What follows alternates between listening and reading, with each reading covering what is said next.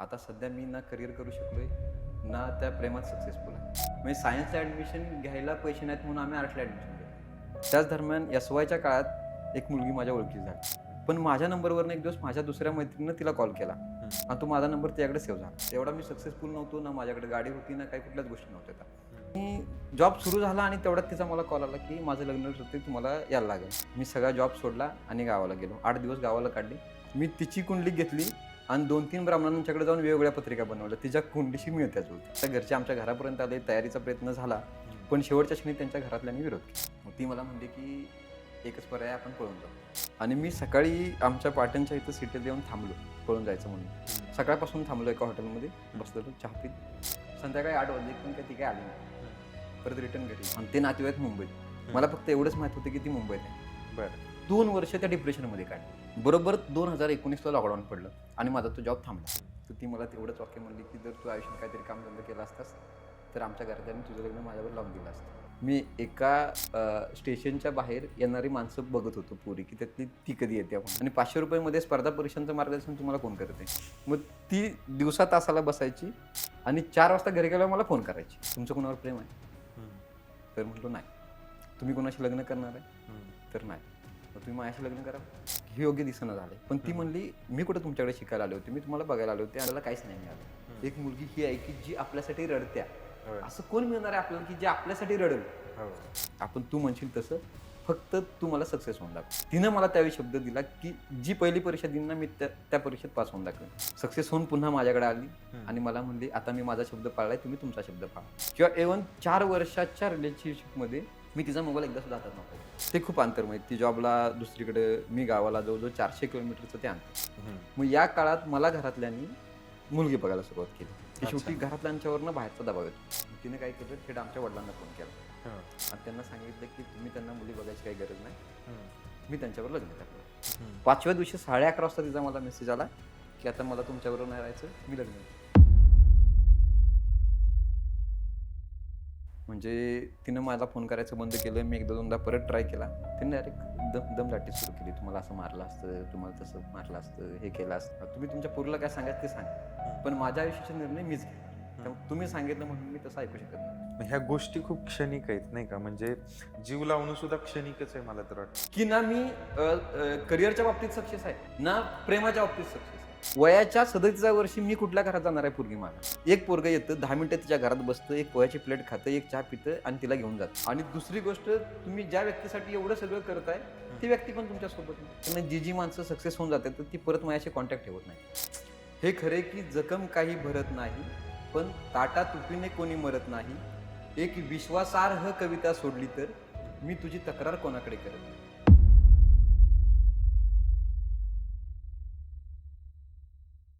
नमस्कार मंडळी, the life story पॉडकास्टमध्ये तुमचं स्वागत आहे. मी तुमचा मित्र विशाल. जसं तुम्हाला माहितीच आहे, की आपण सामान्य लोकांचे पॉडकास्ट घेत असतो. तुम्हालाही तुमचे अनुभव शेअर करायचे असतील तर मी खाली गुगल फॉर्मची लिंक दिलेली आहे, ती फिलअप करा. मी तुम्हाला नक्की कॉन्टॅक्ट करेल. सो आजची गोष्ट थोडीशी वेगळी आहे मित्रांनो. आजची गोष्ट थोडीशी प्रेमाबद्दल आहे. प्रेमामध्ये विरह झाल्यानंतर काय गोष्ट होऊ शकते आणि करिअरच्या, म्हणजे एखाद्या व्यक्तीने जर प्रेमामध्ये माघार घेतली तर दुसऱ्या व्यक्तीवरती त्याचा परिणाम काय होऊ शकतो, तर तीच गोष्ट आपण जाणून घेणार आहोत. तर आज भेटूयात आपल्या पाहुण्यांना. नमस्कार दादा, नमस्कार. काय नाव आपलं? माझं नाव आहे नितीन पवार अच्छा, आणि मी सातारा कोयनानगर इथून आलोय. सातारा कोयनानगर. अच्छा, आणि काय अनुभव आहे तो तुम्हाला शेअर करायचा आहे? साधारणतः सर, मी म्हणजे एकूण 2 अनुभव आले माझ्या आयुष्यात मला, आणि दोन्ही करिअरच्या टप्प्यावर आले. आणि त्यामुळं करिअरमध्ये जो माझा गोंधळ झाला, आता सध्या मी ना करिअर करू शकलोय, ना त्या प्रेमात सक्सेसफुल आहे. अरे बापरे. त्यामुळे त्या दोन्ही गोष्टींमध्ये माझी माघार आहे सध्या. आता सुरुवातीचा अनुभव असा आहे, की 10वी झाल्यानंतर मी नुकताच 11वीला प्रवेश घेतला होता. आणि मग खूप खेडेगावातून मी येतो. म्हणजे अशा जागेवरून येतो, की जिथून कॉलेजला पोहोचायला बस नाही. मग 5-5, 10-10 किलोमीटर आम्ही चालत आलोय कॉलेजला. आणि आमची आर्थिक परिस्थिती पण तेवढी सक्सेसफुल नव्हती, की बाबा आम्ही कॉलेज करीन. म्हणजे सायन्सला ॲडमिशन घ्यायला पैसे नाहीत म्हणून आम्ही आर्ट्सला ॲडमिशन घेतलं. इथून आमची लाईफ सुरू झाली. आणि मग 11वी-12वी 2 वर्ष चांगला अभ्यास केला मी. म्हणजे त्यावेळी काही प्रेम ही भानगडच नव्हती, कारण की तुम्हाला स्वतःचा खर्च भागवायला पैसे नाहीत. तुम्ही प्रेमाच्या बाबतीत विचारच नाही करू शकत. मग एफ-वाय, एस-वायला गेल्यानंतर हळू काय झालं, वाचनाची मला आवड असल्यामुळं हम्म. सगळं लायब्ररीतली पुस्तकं मी वाचून काढली सगळे. त्यामुळं स्पर्धा परीक्षांचं पेपर मला सोपं जायचे. म्हणजे शाळेत सर द्यायचे वगैरे ते. हम्म. मग त्यात सरांनी एक सल्ला दिला, की तू स्पर्धा परीक्षा करू शकतोस. हम्म. मग मी ठरवलं, की आपण तेच करायला पाहिजे करिअर म्हणून. अच्छा. त्याच दरम्यान एस-वायच्या काळात एक मुलगी माझ्या ओळखी झाली. ओळखी झाली म्हणण्यापेक्षा आमचा एक ग्रुप होता मुलं-मुलींचा 30-40 असा एक मोठा ग्रुप होता कॉलेजचा. हम्म. तर त्याच्यामधनं मी एकमेव असा होतो, की शक्यतो जास्तीत जास्त वेळ लायब्ररीमध्ये घालवायचो. हम्म. आणि मग येता-जाता ओळख व्हायची. पण माझ्या नंबरवरनं एक दिवस माझ्या दुसऱ्या मैत्रिणीनं तिला कॉल केला हम्म. आणि तो माझा नंबर तिच्याकडे सेव्ह झाला. आणि अचानक मला दुसऱ्या दिवशी 3 वाजता एसटीनं उतरल्यावर फोन आला, पोहोचला का म्हणून. मग ते मला कळलंच नाही, की तिच्याकडे नंबर कसा काय गेला. हम्म. मग ती रोज मला 3 वाजता फोन करायची. असं जवळ तिनं कंटिन्यू महिनाभर केलं. अच्छा. आणि 31व्या दिवशी तिनं मला फोनच नाही केला. मग ते मला 30 दिवसाची सवय लागून गेलेली आणि मी त्या सवयीमुळे 31व्या दिवशी चेक करतोय तर फोन म्हणून मी स्वतः केला. हा. तेव्हा मला पहिल्यांदा कळलं, की तो फोन तिच्याकडे नसतो, तिच्या घरातला मोबाईल. अच्छा. हां. मग तिथून बोलणं सुरू झालं. पण तो काळ असा होता, मी साधारणतः 2008-09चा काळ होता तो किंवा 10-11चा काळ होता. त्यामुळे काय होते त्या काळात एवढा मी सक्सेसफुल नव्हतो, ना माझ्याकडे गाडी होती, ना काही कुठल्याच गोष्टी नव्हत्या त्या. हम्म. त्यामुळे कॉन्टॅक्ट फक्त फोनवरूनच व्हायचं. हम्म. त्यांचा वर्ग वेगळा, माझा वर्ग वेगळा. हम्म. पण असं ठरलं आमचं चर्चा करून, की इन फ्युचरला आपण लग्न करू. अच्छा. हां. आणि मग मग तिथून मी पुण्यात आलो. एक क्लास जॉइन केला एम-पी-एस-सीचा आणि अभ्यासाला सुरुवात केली. हम्म. पण आर्थिक परिस्थिती तेवढी नसल्यामुळं मला दिवसा जॉब करायला लागायचा. हम्म. दुपारनंतर मी क्लास करायचो आणि संध्याकाळी परत अभ्यास करायचो. अच्छा. आणि मग या कालखंडामध्ये एक चांगला जॉब मला भेटला चाकणला. हम्म. परमनंट झालो तिथं मी. आणि जॉब सुरू झाला आणि तेवढ्यात तिचा मला कॉल आला, की माझं लग्न ठरतंय, तुम्हाला यायला लागेल. हम्म. मी सगळा जॉब सोडला आणि गावाला गेलो. 8 दिवस गावाला काढले आणि त्यातनं काही निष्पन्न नाही झालं. मी परत आलो. अच्छा. रिटर्न आलो. परत दुसऱ्या कंपनीत जॉब शोधला हिंजवडीला पुण्यात. हम्म. परत माझा जॉब सुरू झाला. एका साईडला मी अभ्यास करतच होतो. हम्म. जॉब सुरू झाला. पुन्हा तिचा काहीतरी प्रॉब्लेम झाला. ती फोन करून रडायला मी रिटर्न गेलो परत. तो पण जॉब माझ्याकडनं सुटला. त्यानंतर एकदा एम-पी-एस-सीची एक्झाम होती आणि तिचा अर्जंट मला फोन आला दुसऱ्या दिवशी एक्झाम असतेच्या आदल्या दिवशी, की तुला आलंच पाहिजे काय पण करून, माझं लग्न ठरतंय. आणि मग त्या क्षणी आपण ज्यावेळी पुस्तकं वाचतो त्यावेळी वपू काळ्यांच्या प्रेममयीचा माझ्यावर लय इम्पॅक्ट होता. बरं. त्या पुस्तकात एक वाक्य आहे असं, हम्म. की एका बाजूला अवघ्या जगाचं साम्राज्य आणि एका बाजूला प्रियसीचा थरथरणारा हात, तर तुम्ही काय स्वीकाराल? हम्म. मग मी विचार केला, की करिअर आपण कधीही बनवू शकतो. पण अच्छा. आपल्याला प्रेम सारखं नाही मिळणार. हम्म. म्हणून मी ते सगळं सोडलं आणि रिटर्न गेलो. तिथं जाऊन बघतोय तर ते बोलवण्याचं कारण तेवढं मोठं अजिबात नव्हतं, की जेवढं. कारण तुम्हाला जर एखाद्या व्यक्तीबरोबर लग्न नाही करायचं, तुम्ही सरळ नकार दिला तरी ते लग्न थांबू शकतं. बरोबर. मग तरी पण मी प्रयत्न केला. तिच्या घरच्यांशी कॉन्टॅक्ट केला. त्यांना लग्नात आपल्याला बायोडेटा लागतो आणि कुंडली पत्रिका बघतात. हम्म. मी तिची कुंडली घेतली आणि 2-3 ब्राह्मणांच्याकडे जाऊन वेगवेगळ्या पत्रिका बनवल्या. तिच्या कुंडलीशी मिळत्या जुळत्या. अच्छा. आणि एक त्यांना पाठवून दिली. तिच्या घरचे आमच्या घरापर्यंत आले. तयारीचा प्रयत्न झाला. पण शेवटच्या क्षणी त्यांच्या घरातल्यांनी विरोध केला. मग ती मला म्हणली, की एकच पर्याय, आपण पळून जाऊ. बरं. हा प्रस्ताव तिनं ठेवला. हम्म. मी म्हणलो ठीक आहे, चल पळून तर पळून. मित्रांकडनं ह्याच्याकडनं 10-20 त्याच्याकडनं एक 50-60 हजार रुपये गोळा केले. हम्म. आणि मी सकाळी आमच्या पाटणच्या इथं सिटीत येऊन थांबलो पळून जायचं म्हणून. हम्म. सकाळपासून थांबलो एका हॉटेलमध्ये बसलेलो चहा पीत. संध्याकाळी 8 वाजले पण काही ती काय आली नाही. हम्म. परत रिटर्न घरी गेलो. सकाळ ते संध्याकाळपर्यंत थांबलो हां, पण ती काय आली नाही. मग मी रिटर्न घरी गेलो. हम्म. मला असं कळलं की तिच्या घरातल्यांनी हे सगळ्यामुळे तिला इथनं नेऊन दुसरीकडे त्यांच्या नातेवाईकांकडे ठेवलंय. बरं. आणि ते नातेवाईक मुंबईत. मला फक्त एवढंच माहित होतं की ती मुंबईत आहे. बरं. पण कुठं आहे ते माहित नव्हतं. हम्म. मी माझ्या 20 मित्रांना घेऊन मुंबई गाठली. 20 मित्रांना? हो. आणि मुंबईचा प्रत्येक एरिया शोधला आम्ही. हा. ते शोधायला फक्त एकच कारण, आम्हाला एवढंच माहित होतं की तिची बहीण आहे आणि ती इंग्लिश मिडियमच्या शाळेत तिची 2 मुलं घेऊन जाते. हा. आम्ही सगळ्या शाळा शोधल्या हा. पण ती नाही सापडली. हम्म. शेवटला एक मैत्रिणीचा कॉन्टॅक्ट केला आणि तिच्याकडनं तिच्याशी कॉन्टॅक्ट केला. हम्म. आणि मग ठरलं आमचं की इथे भेटायचं. हम्म. मग तिथं जाऊन एका मैत्रिणीच्या जाऊन भेटलो. हम्म. तर ती मला एवढंच वाक्य म्हणली की जर तू आयुष्यात काहीतरी कामधंदा केला असतास तर आमच्या घरातल्यांनी तुझं लग्न माझ्यावर लावून दिलं असतं. आई शपथ. आणि मग माझ्यासाठी हा धक्का होता, कारण मी गेली 2-3 वर्ष एक्झाम म्हणा, नोकऱ्या म्हणा, तर ह्याच मुलीसाठी सोडल्यात. बरोबर. आणि ती मुलगी मला असं म्हणते की तू जर काही कामधंदा केला असतंस तर माझ्या घरातल्यांनी तुझं लग्न लावून दिलं असतं. तरी पण मी थांबून तिला विचारलं, म्हणलं तू लग्न कोणावर करणार आहेस? हम्म. तिनं सांगितलं एक असं व्यक्ती. तर म्हणलो जर मी काहीच नाही करू शकलो ना तर कमीत कमी एवढं तरी करेन की त्या व्यक्तीपेक्षा आयुष्यात सक्सेस होऊन दाखवेन.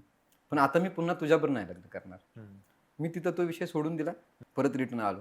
पण बोलताना मला त्यावेळी काही जाणवलं नाही, म्हणजे की त्या जोशमध्ये मी बोलून गेलो. हम्म. पण नंतर तो 3-4 वर्षाचा कालावधी, त्या कालावधीची आठवण काढली तरी मग मला कुठं जॉब मन स्थिर झालं नाही. अच्छा. मी जवळ-जवळ 2 वर्ष त्या डिप्रेशनमध्ये काढली. बापरे. अभ्यास केला नाही. हम्म. पुण्यात राहिलोय 2 वर्ष. माझे मित्र चांगले आहेत म्हणा, वेगळ्या ठिकाणी जॉबला आहेत. तर त्यांनी मला 2 वर्ष पुण्यात असं सांभाळलं. अच्छा. म्हणजे मेसचं पण भाडं तीच द्यायची, रूम भाडं बी तेच द्यायची. मी 2 वर्ष फक्त पडून जातो. हा. काहीच केलं नाही त्या 2 वर्षात मी. अच्छा. आणि मग कुठं त्यातनं मी सावरलो आणि मग पुण्यातच जॉब सुरू केला. हम्म. बरोबर 2019ला लॉकडाऊन पडलं आणि माझा तो जॉब थांबला. अच्छा. आणि मग मी गावाला गेलो. मी गावाला पोहोचल्यानंतर लॉकडाऊन थोडं मधल्या काळात बघा लॉकडाऊन उठलं होतं आणि हो. परत नंतर सुरू झालं. हम्म. त्या काळात आमच्या इथं तालुक्याच्या ठिकाणी आलो असताना मी आणि माझा एक मित्र होतो. दोघं आम्ही चर्चा करत बसलेलो. तेवढ्यात एक पोरगं आलं आणि डायरेक्ट पाया पडायला लागलं. आणि ते माझ्या मित्राला पण कळना की तू माझ्या पाया का पडतोय. हा. तर तो पाया पडला, म्हटला, "दादा आठवतंय का तुला की तू अभ्यास करतोस तेव्हा शेजारच्या रूममध्ये मी राहायचो?" मी त्यावेळी त्याला शिकवलं होतं. हा. मला आठवत पण नव्हतं, म्हणजे मी ज्यावेळी एमपीसीचा अभ्यास करायचो मी त्यावेळी त्याला शिकवलं होतं की गणित म्हणा, बुद्धिमापन म्हणा, मराठी व्याकरण म्हणा. आणि त्या तेवढ्याशा शिकवण्यावर तो पोलीस झाला होता. काय बोलता. हा. अरे बापरे. आणि तो माझ्या पाया पडल्यामुळे माझा जो माझ्या शेजारी मित्र होता हा. तो गेले 4-5 वर्ष पोलीस भरती करत होता. हा. तर तो मला काय म्हणला की तू जर त्याला शिकवलंस महिनाभर तर तो पोलीस झाला. हम्म. जर तू 1-2 महिने आम्हाला शिकवलंस तर आम्ही पण पोलीस होईल. हम्म. मग तुला काय आमचं करिअर होऊ नये असं वाटतंय का? हम्म. मग तो काळ असा होता की लॉकडाऊनच्या काळात मी काहीच करत नव्हतो. हम्म. मग मी म्हणलो ठीक आहे, चला आपण पण परत एकदा अभ्यास सुरू करूया हो. आणि अभ्यास सुरू करता आपल्या मित्रांना त्यातनं काय देता आलं आपल्याला तर देऊया. हा. मग आम्ही एक ठिकाणी एक रूम बघितली छोटी, ज्याचं भाडं ₹2000 होतं आणि एक 4-5 मुलं गोळा केली तर की जेणेकरून ₹500 फी ठेवली, जेणेकरून बाबा त्या रूमचं भाडं जावं म्हणून. आणि असा प्रवास आमचा सुरू झाला. मी आपलं दिवसभर अभ्यास करायचो, संध्याकाळी त्यांना काहीतरी शिकवायचो, हे असं चालू झालं. हम्म. हे होता होता पुढचं लॉकडाऊन लागलं. तो पण आम्ही सुरू केलेला, हे परत थांबला. बरं. मधल्या काळात काय करायचं म्हणून आपलं मी काय करायचो, व्हिडिओ बघ, इन्स्टावरच्या रील्स बघ. हम्म. मग इन्स्टावरच्या रील्स बघता बघता चुकून चुकून म्हणण्यापेक्षा जाणून बुजून, चुकून असं म्हणू शकत नाही मी, की एका मुलीला मी रिक्वेस्ट पाठवली अच्छा. आणि मला कृष्ण जास्त आवडतो. त्यामुळे काय झालं की माझ्या डीपीला सगळा कृष्णच असतो. अच्छा. हा, आणि त्याच्या खाली सगळं कृष्णाचंच असते सगळं माहिती. हा. त्यामुळं तिनं ती स्वीकारताना तिला कळलंच नाही की हा मुलगा आहे का मुलगी. अच्छा. हा. आणि मी पाठवली, मी आपला हाय मेसेज टाकला, तिचा रिप्लाय आला मला हाय. हम्म. 1-2 मेसेज केल्यानंतर तिचा रिप्लाय आला, तू काय करतेस. हम्म.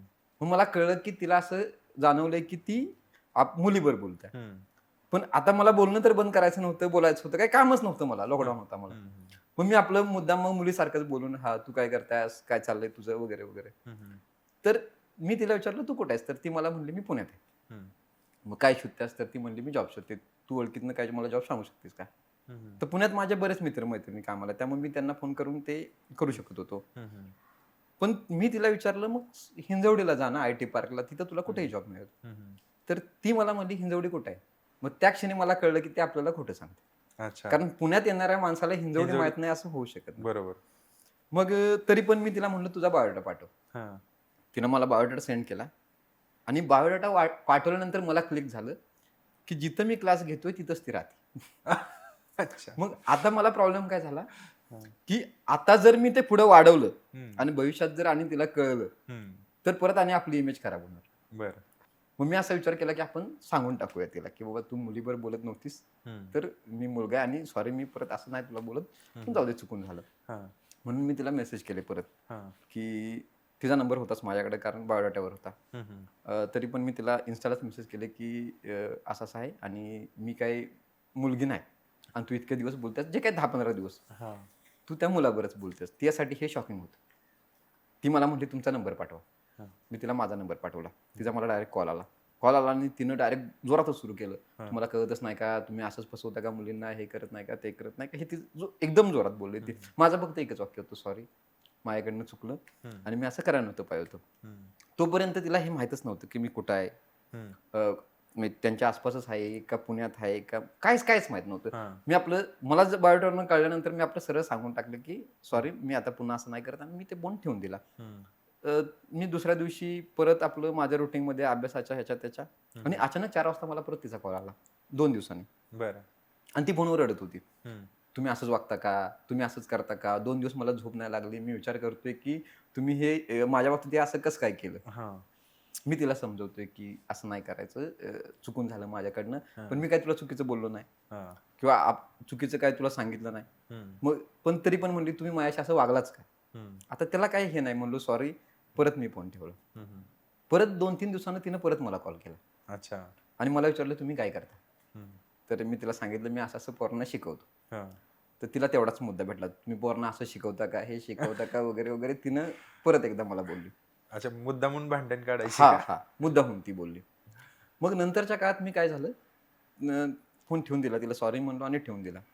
लॉकडाऊन परत निघालं आणि मग मी काय केलं, जिथं 4 मुलं मी शिकवत होतो तिथं मुलांची संख्या 20 झाली. बर. मुलं वाढलीत लॉकडाऊन नंतर. आणि मी शिकवत राहिलो त्यांना. एकतर मी 500 रुपये फी घ्यायचो आणि 500 रुपये स्पर्धा परीक्षांचं मार्गदर्शन तुम्हाला कोण करते. कोण करत. त्यामुळं संख्या वाढली, काही मुली पण आल्या त्या. आणि मग तो एक माझा प्रवास सुरू झाला. मग एक दिवस तिचा मला कॉल आला की तुम्ही कोण आहे, मला तुम्हाला भेटायचं आहे, बघायचं आहे. तर मी तिला म्हणलो एक काम कर, इथं इथं मी शिकवतो, तिथं तू येऊन तिथं शिकायला बघ, तासाला बस आणि बघ 2 दिवस थांब आणि तू जा, काय प्रॉब्लेम नाही. मग ती आली एक दिवस शिकायला तिथं. मी शिकवत होतो. झालं माझं शिकवून बिकून झालं. 4 वाजता अकॅडमी बंद झाली आमचं. ती घरी गेली. मला परत तिनं 5 वाजता कॉल केला, तुम्ही शिकवता तर चांगलं, पण असं कसं करताय. मग ती दिवसा तासाला बसायची आणि 4 वाजता घरी गेल्यावर मला फोन करायची. अच्छा. हा. आणि तिचं माझं अगोदर बोलणं आहे हे तिथं कुणाला कळायचा काय संबंधच नव्हता, कारण त्या सगळ्यांच्यावर माझं तेवढं असं जवळचं रिलेशन नव्हतं. मग तिनं ठरवलं की मी तिला म्हटलंय बघ, मी अगोदर तुझ्याशी कसं वागलोय हा विषय सोडून देतो, पण शिकवण्याच्या बाबतीत मी जर काही चुकीचं शिकवत असलो तर तू मला त्याच्यावरनं जज कर. मग ती रेग्युलर यायला सुरुवात झाली. एक 20-25 दिवसानंतर 4-5च्या दरम्यान पोरं पळायला जातं 4 वाजता ग्राउंडला. मग ती आली, मी तिथं बसलेलो. मला म्हणली की तुमचं कोणावर प्रेम आहे. तर म्हटलो नाही. तुम्ही कोणाशी लग्न करणार आहे. तर नाही. मग तुम्ही माझ्याशी लग्न कराल. मी थोडा, हा प्रश्न तिच्याकडनं मला अपेक्षित नव्हता, म्हणजे मी थोडा शॉक झालो. मी म्हटलो की मी जरा ह्याच्यावर विचार करतो. एकतर त्यावेळी माझं वय होतं 32 वर्ष. बर. ज्यावेळी तिनं मला हे विचारलं तेव्हा 32-33 असेल कदाचित. आता माझं वय 37 वर्ष आहे. अच्छा. हा. तिनं मला विचारल्यानंतर मी 2-3 माणसांना कॉल केला. म्हणजे माझ्या जवळचे जे मित्र आहेत त्यांना मी त्यांना विचारलं की असं असं एक आहे मुलगी आणि तिनं मला असं असं विचारलं, मी काय करणं तुमच्याकडनं अपेक्षित आहे. कारण त्यावेळी मी सुद्धा स्वतः कन्फ्यूज होतो. बरं. दुसरी गोष्ट, तिथं जे असणारे माझे जे काही असे काही विद्यार्थी होते की जे माझ्या जवळचे होते, म्हणजे त्यांचं वय एज पण मोठं होतं, 25-26 वर्षाची होती तर, आणि त्यांचं माझं रिलेशन पण असं एकदम मित्रासारखं झालं होतं. मी त्यांना ह्याच्यातला सल्ला विचारला की तुमच्या मते मी ते असं म्हणत्या, मी हिला काय रिप्लाय दिला पाहिजे, ह्याचं बाहेर काय जाईल म्हणजे असं.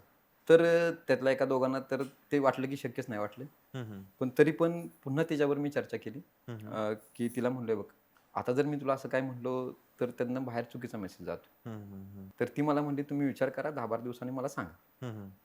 मग मी म्हणलो ठीक आहे चला. 10-12 दिवस पुढे गेले. तिने 10-12 दिवस काढले आणि त्यानंतर परत ती माझ्याकडे आली. मला म्हणली मी तुम्हाला विचारलं, तुम्ही मला काय सांगितलं नाही. मग मी तिला काय म्हणलो की हे बरोबर नाही, हे योग्य दिसणं झालंय. पण ती म्हणली मी कुठं तुमच्याकडे शिकायला आले होते, मी तुम्हाला बघायला आले होते आणि ते माझंच बघून झालं. त्यामुळे तुम्ही त्या अँगलने विचार करताय, त्या अँगलने विचार करायची तुम्हाला गरजच नाही.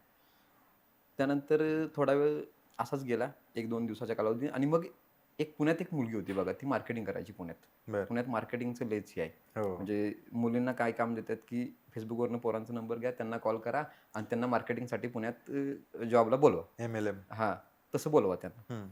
आणि ती मुलगी मला फोन करायची की अहो सर तुम्ही जॉबला येताय का, सर तुम्ही जॉबला येताय का वगैरे वगैरे. दुसरी मुलगी. तर मी तिला काय म्हणलो, तुझी उंची किती आहे. तर ती म्हणली 157. म्हणलो तू मार्केटिंगचा जॉब सोड, मी तुला पोलीस करतो, तू माझ्याकडे ये. असं मी तिला म्हणलो. आणि ती मला मार्केटिंगसाठी फोन करायचं, मी तिला सांगायचं की तू माझ्याकडे ये. आणि ती पोरगी खरं सगळं सोडून आमच्याकडे आली. अच्छा. अकॅडमीला आली. आणि आता ती पोलीस आहे. म्हणजे चांगली आहे ती, म्हणजे मैत्रीण पण आहे चांगली माझी आणि आता ती पोलीस पण आहे. मग ती आली. मग ती आल्यानंतर सगळ्यांना असं वाटायचं की, कारण तिचं इकडे कोण ओळखीचं नव्हतं, फक्त तिच्या ओळखीचा मीच, कारण ते फक्त कॉलवरनं, तिला माहित पण नव्हतं आपण कुठल्या माणसाकडे जातोय. मग बाकी सगळ्यांना काय वाटायचं की ही कसं काय ह्यांच्या बोलण्यावर येऊ शकते. त्यामुळे हिच्या मनात तिच्याविषयी राग निर्माण झाला. अच्छा. हा. मग ती काय म्हणली मला येऊन की तुम्ही मला सांगणार आहे का नाही, नाहीतर उद्यापासून मी याचं बंद करतो. मग ती आलीच नाही खरंच, एक 4-5 दिवस आलीच नाही. मी तिला फोन करायचो, तू ये, ती म्हणायची नाही, तुम्ही सांगत नाही तो पण येणार नाही. एक दिवस तिने फोन केला आणि ती रडायला लागली. जवळजवळ 1 तास 1.5 तास ती रडत होती. आणि मी एकदम विचार केला, माझ्या लाईफच्या पास्टमध्ये गेलो. म्हणलो एक पोरगीसाठी आपण अख्खी मुंबई सगळं पालतं घातलं, त्यातनं आपल्याला काहीच नाही मिळालं. एक मुलगी ही आहे की जी आपल्यासाठी रडत्या. असं कोण मिळणार आहे आपल्याला की जे आपल्यासाठी रडेल? असं काय नाही आपल्यात की कुणीतरी आपल्यासाठी रडावं. मग तिला म्हणलो ठीक आहे, आपण तू म्हणशील तसं, फक्त तू मला सक्सेस होऊन दाखव. तिनं मला त्यावेळी शब्द दिला की जी पहिली परीक्षा देईन ना, मी त्या परीक्षेत पास होऊन दाखवेन. तिनं अभ्यास सुरू केला. मी भरपूर प्रयत्न केले ते, म्हणजे अगदी सकाळपासून रात्री 1-1 वाजेपर्यंत मी शिकवायचो त्या काळात. आणि ती झाली सक्सेस पण. ती सक्सेस झाली. सक्सेस होऊन पुन्हा माझ्याकडे आली आणि मला म्हणली, आता मी माझा शब्द पाळलाय, तुम्ही तुमचा शब्द पाळा. इथून मग एक रिलेशन सुरू झालं. सक्सेसफुल झाली म्हणजे किती दिवस लागले त्या गोष्टी? साधारणतः 1 वर्ष लागलं त्याला. 1 वर्ष. 1 वर्ष मग 1 लागलं. वर्षभरामध्ये तुमचं रिलेशन? 1 वर्षभरामध्ये नाही, मग ते एक प्रकारे म्हणा की ते सुरू झालं की आमचं ठरलं की आम्ही लग्न करणार आहे. ते अच्छा. फायनल ठरलं. आणि त्या मधल्या काळात तिनं ते अधिक मनाव कशामुळे घेतलं की मधल्या काळात अकॅडमीमध्ये भांडणं झाली आमची. माझा मित्र आणि दुसरा एक मित्र होता माझा जवळचा, तो ग्राउंड घ्यायचा. त्याची आणि एका विद्यार्थ्याची भांडणं झाली. आणि विद्यार्थ्याच्या भांडणानं मी विद्यार्थ्याची बाजू घेतली. त्याला काय अपेक्षित होतं की मी त्याची बाजू घ्यावी, म्हणजे मित्राची. हा, पण मी चूक आणि बरोबर शोधलं, कारण शेवटी मी तिथला सर्वेसर्वा होतो आणि मला बघायचं होतं की कोण चूक आणि कोण बरोबर. मग मला दिसलं की तिथं त्या विद्यार्थ्याची काहीच चूक नाही, म्हणून मी विद्यार्थ्याची बाजू घेतली. मग तुम्हाला राग आला, कारण तुम्ही माझं मित्र आहे, तुमच्या अपेक्षा आहे की पोराची बाजू घेण्यापेक्षा माझी बाजू घ्यायला पाहिजे. तुम्ही काय केलं, रागानं निघून गेला आणि मला त्रास द्यावा म्हणून एक नवीन क्लास सुरू केला तुम्ही तिथंच दुसरीकडे. अच्छा. आणि त्यासाठी मोठी माणसं आणलीत. म्हणजे माझ्याकडे तर त्या क्षेत्रातलं तज्ञ कोण नाही, तुम्ही एक तज्ञ माणूस शोधला त्या क्षेत्रातला आणि त्याला आणला. त्याचं नाव, त्याचं बॅनर, त्याच्या ह्यानं एक आज माझ्याकडे 22 विद्यार्थी आहेत आणि दुसऱ्या दिवशी माझ्याकडे 4 विद्यार्थी राहतात, 18 दुसरीकडे जातात. बापरे. गेले. त्या 4 मध्ये ही एक होती, कारण ही जाऊ शकत नव्हती, आणि बाकीची 3, असे एकूण 4 जण जी माझ्या विश्वास ठेवून ती राहिली. बाकी 18च्या 18 निघून गेलीत. आजच्या घडीला ती 18चे 18 घरी आहेत किंवा त्यांची लग्न झाली ते. आणि माझ्याकडे जे 4 होते ते 4ची 4 जॉबला आहेत, सरकारी जॉबला आहेत. म्हणजे त्यांनी माझ्यावर विश्वास ठेवला. बरोबर. आणि ती राहिली विश्वास ठेवून. मग तिनंच ठरवलंच की एवढा अपमान झाला ना तुमचा की सगळी निघून गेली, ते तर मी तुम्हाला येणाऱ्या परीक्षेत देणार रिझल्ट. आणि तिनं प्रयत्न केले. म्हणजे आम्ही रात्री 1-1 वाजेपर्यंत मी शिकवले त्या काळात, आणि ती सक्सेसफुल झाली. म्हणजे लाईफमध्ये तिला जे यश मिळवायचं होतं ते तिने मिळवलं. ते यश मिळाल्यानंतर सुद्धा आम्ही काही मर्यादा ठेवल्या रिलेशनमध्ये, ते पाळायचं असं ठरलं की समजा ती जिथं काम करत्या त्या कामात तिला कधी फोन नाही करायचा. ती जिथं राहत्या ज्या मैत्रिणींसोबत, ती रूम मध्ये गेलं की तिला कॉल नाही करायचा. रूम मधनं बाहेर पडते तोपर्यंत कॉल नाही करायचा. म्हणजे तिच्या मैत्रिणींमध्ये काय वेगळं वाटावं किंवा तिच्या कामात काय वेगळं वाटावं असं नाही झालं पाहिजे तिच्या बाबतीत.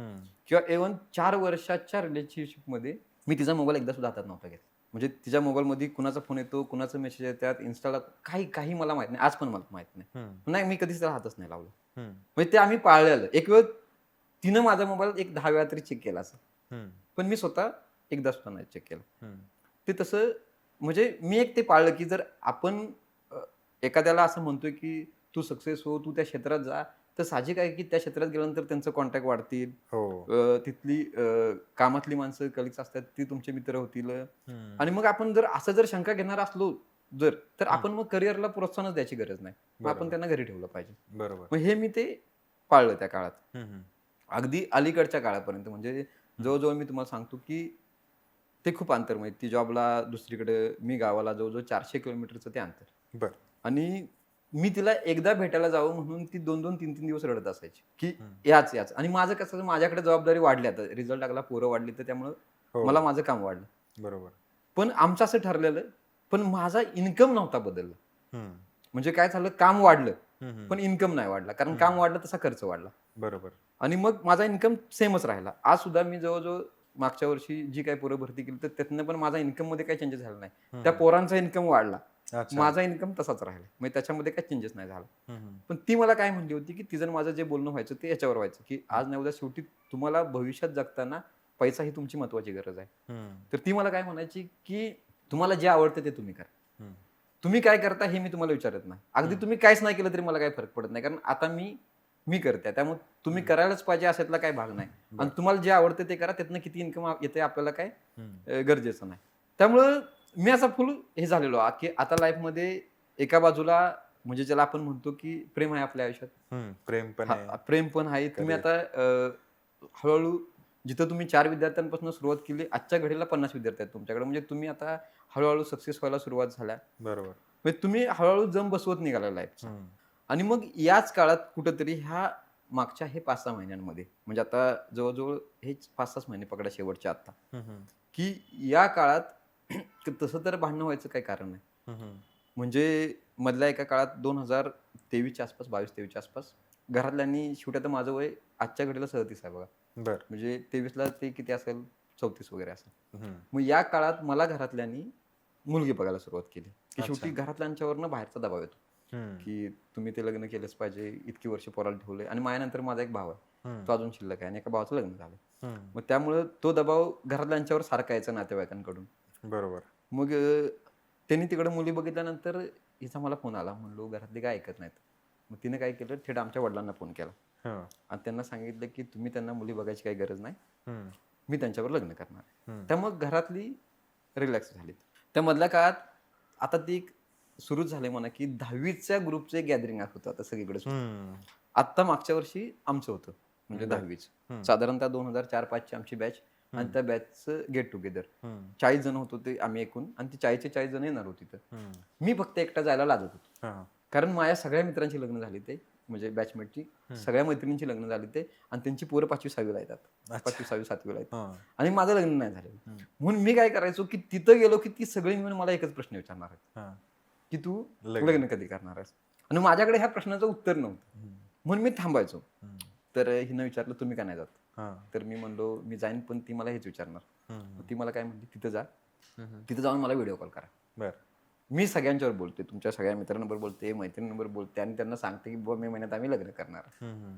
मग मी गेलो त्या गेट टुगेदरला, हम्म. आणि तिथं जाऊन मी ते केलं. हम्म. मग तिथं जाऊन सगळ्यांना कॉल केला, सगळ्यांनी विचारलाच मला प्रश्न जेवताना सगळ्यांनी. मग जेवत होतो आम्ही, मग तिने व्हिडिओ कॉल केला, मी सगळ्यांच्याकडे दिला, सगळ्या मैत्रिणींवरती बोलली, आणि तो विषय तिथं झाला. हम्म. आता एवढं सगळं नीट चालू असताना काय झालं की आमच्या घरातल्या माणसांना, आसपासच्या शेजारची माणसं विचारायची होती की तुम्ही पोराचं लग्न कधी करणार आहे. बर. आणि मग आमच्या आईकडून एका शेजारच्या लेडीजला सांगण्यात आलं की बाबा ह्या पोरीवर तू लग्न करणार. हम्म. त्या शेजारच्या बाईनं अजून कोणाला तरी सांगितलं, त्याच्यापैकी अजून कोणाला तरी, आणि ती बातमी डायरेक्ट तिच्या घरी पोचली. अच्छा. हा, पुन्हा त्यांच्या नातेवाईकांकडनं हा. कुठल्या तरी तिच्या घरी पोचली. तिला फोन आला. बरं, हे मला नंतर कळालं सगळं, मला हे अगोदर माहित नव्हतं. हम्म. तिला फोन आला आणि असं असं आहे, असं असं आहे. ती त्यांना समजावून सांगते. मी तिनं सांगितलं सुरुवातीला, म्हणजे सुरुवातीचं 1-2-3 दिवस तरी तिने प्रयत्न केला की बाबा मला लग्न करायचं त्यांच्यावर, हम्म. असं तसं. पण घरातल्याने त्याला विरोधच केला स्टार्टिंगला, एकदम स्टार्टिंगला विरोध केला, आणि तिच्या मनात हे भरवून दिलं की सगळीकडे तुझी बदनामी करते. हम्म. मग अचानक रात्रीच्या 11:30 वाजता बघा, काल आपण फोनवर बोललोय, नीट चांगलं बोललोय. ती घरी निघताना मला फोन केलाय, ती घरी गेल्यानंतर आमचं ठरलेलं आहे की ते एवढ्या वाजता फोन करायचा, एवढ्या वेळात बंद करायचं, हे ठरले. मग तिचा माझा फोन झाला आदल्या दिवशी. दुसऱ्या दिवशी मी तिला फोन करतोय, ती उचलणं झाल्या. तिसऱ्या दिवशी फोन करतोय, उचलना. चौथ्या दिवशी फोन करतोय, उचलना. 5व्या दिवशी 11:30 वाजता तिचा मला मेसेज आला की आता मला तुमच्याबरोबर नाही राहायचं, मी लग्न करते. बापरे. आणि मला सुचायचंच बंद झालं. रात्रीच्या 11:30 वाजता मी तिकडे पोरांना अभ्यासाला सोडले. ती पोरं अभ्यास करते शांतपणे. माझा बारका भाऊ तिकडे अभ्यास करतोय. मला सुचायचं बंद झालं, एकदम माझी हालचाल झाली. ते मला विचारलं त्यांना, दादा काय झालं. तर म्हणलो काय नाही. मी आपला मोबाईल घेतला आणि बाहेर गेलो. रस्त्याला असं फिरत बसलो. मेसेजला रिप्लाय केला तर रिप्लाय पण नाही परत आला. 12 वाजता कॉल करणं बरोबर नाही म्हणून मी तो कॉल पण नाही केला. शांत बसलो. पण रात्रभर मी झोपलो नाही ती रात्र. म्हणजे मी विचार करतोय कालपर्यंत तर ही चांगली बोलली आपल्यावर, एकदम नीट चाललंय आपलं व्यवस्थितरित्या, आणि अचानकरित्या आपल्याला असं कसं म्हणतं की आता मी लग्न करते आणि मला तुमच्याशी संबंध नाही ठेवायचे. मी दुसऱ्या दिवशी 1 वाजता मेसेज टाकला की 10 मिनिटात मला कॉल करा, अन्यथा मग मी तुम्हाला भेटायला येईन. तिचा 1:30-2 वाजता मला कॉल आला की तुम्ही माझी बदनामी करताय, तुम्ही हे करताय, ते करताय. तेच ते सगळं मी जे तुम्हाला सांगितलं ती घटना तशी घडत गेलेली. मी तिला हे समजवतोय की जो माणूस तुझ्या रूममेटना तुझ्याबद्दल चुकीचं वाटवू नये म्हणून तुला फोन करत नाही, जो माणूस तू जिथं काम करतीस तिथं मेसेज करत नाही दिवसभरात तू काय करतेस, कुठं आहेस ते, तो माणूस तुझी बदनामी करत सगळीकडे का फिरेल. बरोबर. आणि तिची बदनामी एकटीची थोडीच होणार आहे, तिच्याबरोबर माझं पण नाव येणारच आहे ना. अर्थातच आहे. मग तरी पण तिनं तेच घेतलं मनावर तेच घेतलं. मी तिला समजवतोय. कधी नव्हते मी माझ्या 3 वर्षाच्या 4 वर्षात म्हणजे मी कोणालाच बोलत नाही वाईट. मी त्या दिवशी फक्त माझ्या तोंडातनं 1-2 चांगले वाईट शब्द गेले असतील. ते पण म्हणजे ते अशा टाईपचे, की तुम्हाला वाटेल तेव्हा तुम्ही प्रेम करणार, वाटेल तेव्हा तुम्ही सोडून देणार आणि तुमचं मन झालं, की तुम्ही करणार, मग त्या पोराने काही झक मारायची का काय, अशा टाईपचं माझ्याकडनं बोलून गेलं. ते त्या काळात गेलं. म्हणजे मी त्या रागाच्या ह्याच्यात होतो. ते माझ्याकडनं ते बोलून गेलं. आणि माझ्या आयुष्यात मी कधीच असं नाही बोललेलो. त्यामुळे तिला सुद्धा ते अनपेक्षित होतं, की एवढ्या रागात मी असं काय बोललो. मग त्यानंतर ते बोलणं संपलं आणि तिचा कॉन्टॅक्ट माझ्याशी थोडा कमी झाला. अच्छा. म्हणजे तिनं मला फोन करायचं बंद केलं. मी 1-2दा परत ट्राय केला आणि त्यानंतर ती गावाला आली आणि तिच्या घरातल्यांनी मला वाटतं कदाचित तिच्यावर जास्त दबाव आणला असेल. तिला लई काही गोष्टी बऱ्याच सांगितल्या असतील कदाचित. आणि त्यानंतर तिनं मला सांगितलं, की तुम्ही आमच्या घरच्यांशी बोला. आता साहजिक आहे, तुम्ही त्यांच्या घरच्यांशी बोलायला निघालाय. मी माझ्या भावाला घेऊन गेलो त्यांच्या घरच्यांशी बोलायला. आम्ही बसलो घरात जाऊन. माझी अपेक्षा अशी होती, की त्यांनी मला असं म्हणावं, की तुमच्याकडनं ही अपेक्षा नव्हती. तुम्ही असं वागाल ही आम्हाला कल्पना नव्हती. मग तुमच्याकडनं ही अपेक्षाच नव्हती. त्यांनी डायरेक्ट दमदाटी सुरू केली. तुम्हाला असं मारलं असतं, तुम्हाला तसं मारलं असतं, हे केलं असतं. अच्छा. मग तिच्या भावाने वगैरे. मी फक्त एकच वाक्य म्हणलो, की ठीक आहे की तुम्ही मला मारलं असतं, पण असं नाही की फक्त तुम्हीच मला मारलं असतं. हे उलटं पण झालं असतं. बरोबर. तरी पण चर्चा पलीकडे जाऊन ती फक्त भांडणाची भाषा करायला सुरुवात केली त्यांनी. अच्छा. मी काय केलं, तो विषय भावाला म्हणलो उठूया. म्हणलो हो का, मला या विषयावर काही चर्चा करायची नाही. तुम्हाला काय निर्णय घ्यायचा तर तुम्ही घ्या. फक्त तुम्ही माझ्या आयुष्याचा निर्णय घेऊ नाही शकत. तुम्ही तुमच्या पोरीला काय सांगायचं ते सांगा, पण माझ्या आयुष्याचा निर्णय मीच घेणार. त्यामुळे तुम्ही सांगितलं म्हणून मी तसं ऐकू शकत नाही. बरोबर. आणि मी तिथून उठून आलो. मग तिनं मला सगळीकडनं ब्लॉक केलं. माझा पूर्ण नंबर सगळे बंद करून टाकले, सगळे कॉन्टॅक्ट पूर्ण कॉन्टॅक्ट बंद केले. एक 15 दिवस मी जाऊ दिले आणि म्हणलो रागत असेल ती, जरा शांत होऊ द्या आणि मग आपण जाऊन तिला परत भेटू. मी मग इथून परत तिला भेटायला गेलो. आता कामाच्या जागेवर जाऊ शकत नाही, कारण उगाच तिचं नाव खराब व्हायला नको. असं नाही की ती कामाला कुठे आहे मला माहित नाही, ती राहते कुठे मला माहित नाही. त्याच्या अगोदर मी 10 वेळा तिथं जाऊन आलो. तेव्हा मला त्या गोष्टी माहित नाहीत अशातला काही भागच नाही. मग मी तिथं गेलो. तिला मी कामाच्या खूप अलीकडे गाठली. म्हणजे समजा ती कामाला जर समजा इथं आता आपण आहे तिथं असली तर समजा की मी तिला कात्रजमध्ये गाठलं. अच्छा, म्हणजे 4-5 किलोमीटर. 4-5 किलोमीटर, 10 ते 15 किलोमीटर लांब गाठलं मी तिला, कारण तिला तेवढा प्रवास करायला लागतो. आणि मी ठरवलं की आपण तिथं तिच्याशी चर्चा करूया. ती आली समोरनं आणि मी तिला मला बघितल्यानंतर तिनं जागा बदलली. डायरेक्ट जागा बदलली, गाडी पकडली आणि ती निघून गेली. अरे बापरे. मला सुचायचं बंद झालं की जी पोरगी मी एकदा यावं म्हणून 2-2 तास रडत होती, आणि आता मी दिसल्यानंतर ती मला न बघताच निघून गेली. मी पुन्हा गेलो पाठीमागनं. पहिल्यांदा माझ्या आयुष्यात मी तिच्या कामाच्या जागेवर जाऊन थांबलो तिथं. अच्छा. पण काहीच नाही बोल. जाऊन साईडला एका तिकडे लांब जाऊन बसलो. काय माझा काय संबंध येऊ दिला नाही. तिला 4-5 वेळा कळलं की मी तिथं आहे. तर ती 4 वाजता आली, 3-4 वाजता आली पहिल्यांदा. मला म्हणली की हां बोला, काय बोलायचं आहे ते. तर मी तिला म्हणलो की 20 मिनटं फक्त वेळ द्या, आपण चर्चा करू. गेलो मी, 20 मिनटं आम्ही बसलो एका कॉफी शॉपमध्ये, चहा घेतला आणि मी तिला विचारलं की तू माझं सगळं कॉन्टॅक्ट बंद केलं तेस, मग तू नक्की तुझा निर्णय काय? तुझ्या घरातल्यांनी तुझ्या दबाव आणला, मी मान्य करू शकतो की कुठल्याच मुलीच्या घरातल्यांना मुलीने घेतलेला निर्णय मान्य नसतात, हे समजून घेऊ आपण. बरोबर. पण माझं काय मत आहे की तुझा निर्णय काय? बरं, मी त्याच्या पलीकडे जाऊन तिला असं सांगितलं की समजा तुझ्या घरातल्यांनी तुझ्यावर दबाव आणलाय, ते म्हणतात की तू ह्या पोराबर लग्न करू नकोस, हा निर्णय पण मला मान्य आहे, म्हणतो मला काहीच प्रॉब्लेम नाही. पण मग माझं असं मत आहे की तू घरातल्यांना सांग की मी लग्नच करत नाही, आणि तू जोपर्यंत लग्न करत नाहीस ना तोपर्यंत मी पण लग्न करत नाही. आयुष्यभर असं राहायला लागलं तर तू पण राहा आणि मी पण राहतो. आता प्रेम तर दोघांचं आहे ना, दोघांनी एकमेकांसाठी काहीतरी सोडायलाच पाहिजे. पण तुला जर घरातल्यांचंच ऐकायचं आहे तर तू हे घरातल्यांना हा निर्णय सांगून टाक. ती म्हणली तसं नाही करणार, तुम्ही नाही म्हणला तरी मी लग्न करणारच आहे, मला घरातले सांगतील त्या पोरावर लग्न करणार आहे. माझ्यासाठी हे शॉकिंग होतं पहिल्यांदाच, म्हणजे प्रचंड शॉकिंग होतं. 3-4 वर्ष आयुष्यातले आपण एखाद्या व्यक्तीला देतो आणि ती व्यक्ती आपल्या समोर असं आपल्याला म्हणते की तुम्ही नाही तरी मी माझं लग्न करणारच आहे, तुम्ही असला नसला तरी काय फरक पडत नाही. त्याच्या पुढे जाऊन ती मला म्हणली तुम्ही तुमच्या लाईफमध्ये जे काय करायचं ते करा, तुम्ही जीव दिला काय केला मला काय फरक पडत नाही. बापरे. माझ्यासाठी हे खरंच शॉकिंग होतं. मला सुचायचं बंद झालं. मी तिथनं उठलो आणि जिथं मी आलेलो राहायला त्यांच्याकडे गेलो रात्री गाडी पकडली, परत गावाला आलो, कारण मला गावाला थांबायचं. 2-3 दिवस मला अक्षरशः फळ्यावर शिकवताना काय लिहायचं ते कळायचं नाही. म्हणजे जर मी गणित शिकवतोय ना, तर मी काय पण वेगळंच फळ्यावर लिहायचो. आणि याच्या अगोदर मी किती पण डिटेल्स गोष्टी असू द्या, मी ते एकदम सोप्या करून पोरांना सांगत असतो. पण त्यावेळी सोपी गोष्ट सुद्धा मला सांगताना मी अडकळायचो. मी पुढचं 8 दिवस शिकवायचंच बंद केलं. कारण मला कळलं की आपला मेंदू आणि सगळ्या गोष्टी एकत्र होईनाच झाल्यात, आपल्याला शिकवताच ना झाले. म्हणलो एक 8 दिवसाचा ब्रेक घेऊया. मग त्यात बऱ्याच जणांवर मी चर्चा केली, बऱ्याच जणांनी मला सल्ले दिले की तुझं प्रेम आहे, तू एवढ्या लवकर कसा काय हार मानतोयस, तू तर प्रयत्न करायला पाहिजेस. बरं, मी म्हणलो ठीक आहे, आपण शेवटी कसं आहे, कुणीतरी पडती बाजू घ्यायला पाहिजे बरोबर प्रेमात, आणि कुणीतरी प्रयत्न तर करायलाच पाहिजे प्रेम मिळवण्यासाठी. कदाचित ती माघार घेत असेल तर आपलं प्रयत्न जास्त पाहिजे.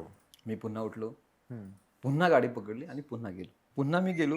मी सकाळी 7 वाजता गेलो तिथं आणि वाट बघत थांबलोय, ती कधी येत्या कधी येत्या कधी येत्या कधी येत्या. 11 वाजता ती आली.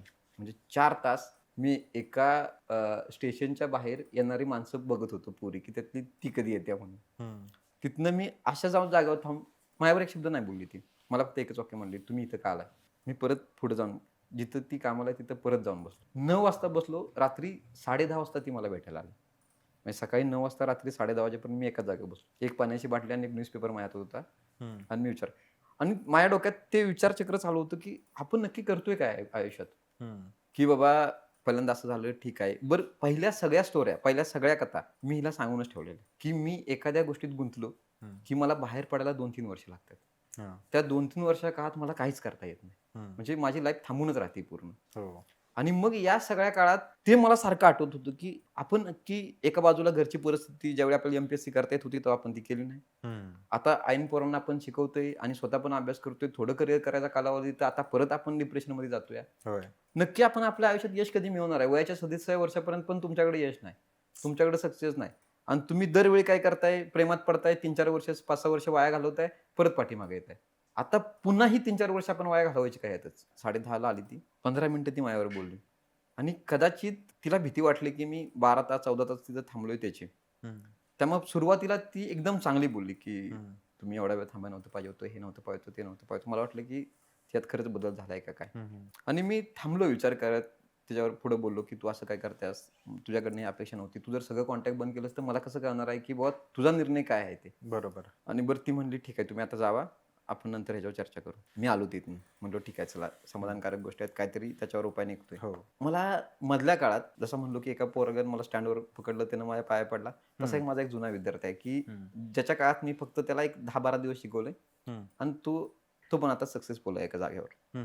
मला हे माहित नव्हतं की ही जिथं राहती त्या शेजारच्या बिल्डिंग मध्ये तो राहतो. अच्छा. हा, आणि ड्युटीचं टायमिंग सेम आहे दोघांचं. त्यानं अचानक मला एक दिवस फोन केला आणि म्हणला, सर, लग्न करणं असला तर लवकर करा, नाही तर करूच नका. मला सुसायचं बंद झालं की तू असं का सांगतोय मला. पण मला सगळ्या सोयी माहित होत्या की म्हणजे त्याला जे माहित नाही ते मला माहित आहे, किंवा त्यांचे नातेवाईक कोण आहेत, कोण कुणाचं आहेत, कोण कुणाचं, मग ते मला सगळं माहित असल्यामुळे माझ्या डोक्यात तसं काय म्हणजे क्लिक पण नाही झालं की आपण काय करतोय काय नाही करत. किंवा आज पण मला तसं वाटतंय, अशातला काय भाग नाही. पण त्यानं ते मला सांगितलं आणि मी त्या दिवशी बोलता बोलता ते तिला सांगितलं की मला तो असं असं सांगत होता. अच्छा. हा, म्हणजे आणि ते माझ्या मनात गिल्ट राहिलं. आपण गेल्या 4 वर्षात कधी 1% शंका नाही आणली, आणि ते आता आपल्या मनात कशी काय आली काय माहित नाही. डायरेक्ट एका वाक्यानं आली, आणि तो तसा बोलला पण, कारण आणि असं काय नाही की तो माझा काय दुश्मन आहे किंवा काय नाही. तो पण माझा चांगलाच म्हणजे बघणारा माणूस आहे. तो मला सांगतो की सर, आणि त्याला हे माहित पण होतं की बाबा मी हिच्याशी लग्न करणार आहे. पण तो मला जर सांगतोय की एकतर करणार असला तर लवकर करा, नाही तर करूच नका, असा एखादा व्यक्ती का सांगेल, म्हणून ते माझ्या डोक्यात ते तसंच क्लिक राहिलं. त्या रात्री जेव्हा मी तिच्याशी चर्चा करून रिटर्न गेलो, तो रात्रभर मला झोप नाही लागली की आपण अशी मनात शंका नको आणायला पाहिजे होती. सकाळी जाऊया, तिला जी माफी मागूया, तिला सॉरी म्हणूया आणि आपण रिटर्न येऊया. मी सकाळी लवकर गेलो, तिथं जाऊन 3 तास थांबलो. ती आली आणि एकच वाक्य मला म्हणली, तुम्हाला कळतं का नाही, तुमच्यामुळे माझी बदनामी होते. तुम्ही जर काहीतरी करिअर केलं असतं तर आता माझ्या घरातल्याने तुमच्यावर लग्न लावून दिलं असतं. तुमच्यामुळं सगळीकडे माझं नाव खराब होतं. मला सुसायचंच बंद झालं. आणि जास्त राग त्याचा आला की ती ज्या करिअर बद्दल सांगत्या ते करिअरच मुळात मी सुरू करून दिलं. म्हणजे त्या करिअरच्या पाठीमाग ती ते करणारच नव्हती, फक्त ते मला भेटावं, माझ्याशी चर्चा करावी म्हणून ती त्या क्षेत्रात आले. आणि मी तुझ्या पुढे ती अट ठेवली की तू करिअर कर म्हणजे आपण सक्सेस हो. त्या करिअर मधनं ती मला सांगताय की तुम्ही जर काय केलं असतं तर आता ही वेळ आपल्यावर आली नसती. 4 महिन्यापूर्वी ती मला हे सांगत होती की तुम्ही तुमच्या आयुष्यात जे करायचं ते करा, मी सोबत आहे. मला पहिल्यांदाच तिथं सुचायचं बंद झालं. त्यानंतर तिनं दुसरी जी 2-3 वाक्य वापरली तर एकूण आर्थिक परिस्थितीवरनं किंवा एकूण सामाजिक परिस्थितीवरनं, मग मला सुचायचंच बंद झालं की ही तीच मुलगी आहे का जी आपल्यासाठी रडत होती. आणि मी थांबलो तिथं आणि मी तिथनं दुसरी गाडी पकडली आणि मी निघून आलो. त्या दिवशी मला घरातल्यांनी सगळ्यांनी विचारलं, बहिणीने विचारलं, "काय झालं? काय झालं? काय झालं?" मी काय सांगायच्या मनस्थितीत नव्हतो. कारण मला हा प्रश्न पडला, की आपण आयुष्यातली 3, 3.5, 4 वर्ष एखाद्याला देतो. एखाद्याच्या पाठीमागे सक्सेस होत असताना एक आपण म्हणतो, की यशस्वी पुरुषाच्या मागे एखादी स्त्री असते. स्त्री असते. हो. हां.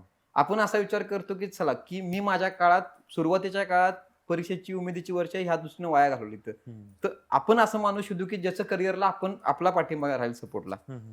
आणि ती व्यक्ती परत सक्सेस झाल्यानंतर आपल्याला असं बोलत्या. एकतर ती वाक्य मी इमॅजिन पण केली नव्हती तर ते मला तिथं सुचायचं बंद झालं. मी घरी आलो, मला काय सुचलं नाही. 2-3 दिवस मी काहीच नाही केलेलं. म्हणजे धड मी इकडे गेलो, तिकडे गेलो, ना अभ्यास केला, ना पुस्तक ओढली, ना कुणाला काही शिकवलं. राहून स्वतःबद्दल मनात चिड येत होती. आणि मग माझे काही मित्र होते, की ज्यांनी एकेकाळी मला सल्ला दिला होता. त्यांचा सल्ला आठवलं होतं मला, की ते म्हणायचं, "ते बघ, आत्ता तुला जरी वाटतंय का नाही, तरी एका विशिष्ट काळानंतर मुली चेंज होतात." कारण आत्ता प्रेम जरी महत्वाचं असलं, आणि हे मला अनुभवात मी सांगतोय, की सुरुवातीच्या काळात जेव्हा तुमच्याकडे अट्रॅक्शन असतं, भावनिकता असती, तेव्हा माणसं तुमच्यावर जीव सुद्धा देतील तुमच्या बरोबर. पण ज्यावेळी माणसं व्यवहारी बनतात, त्यानंतर माणसांची भावनिकता संपती. मग त्यानंतर ती व्यवहाराचाच विचार करतात, आर्थिक दृष्टीचाच विचार करतात, आणि शक्यतो मुली व्यवहारिक जास्त असतात मुलांपेक्षा. बरोबर. त्यामुळे काळानंतर त्यांना व्यवहारिकच विचार करायला लागतो. ह्या गोष्टी खूप क्षणिक आहेत नाही का? म्हणजे जीव लावणं सुद्धा क्षणिकच आहे मला तर वाटतंय. हो, हो, क्षणिकच आहे. म्हणजे मी त्याच्यावर अगदी इन डिटेल्स मध्ये तुम्हाला सांगतो, की मी एकदा विचार केला, की याच्यावर असं का होते. आता एवढ्या वाईट भाषेत बोलायला नको, पण पुढे जाऊन मुली असा विचार करतात, की मी समजा एखाद्या मुलीने माझ्यावर लग्न केलं किंवा तुमच्यावर लग्न केलं, तर असा तिच्या लाईफ मध्ये काय फरक पडणार आहे? बरोबर आहे. मग फरक त्याच्यावरनं पडणार, की तुमच्या महिन्याला पगार किती. अन्यथा माझ्यावर लग्न केलं तरी मुलं होणार आहे, तुमच्यावर लग्न केलं तरी मुलं होणार आहेत. असं वेगळं काय घडणार आहे तुमच्या माझ्या लाईफ मध्ये? बरोबर. नंतर मुलींची भावनिकता संपते आणि नंतर मुली व्यवहारिक होतात.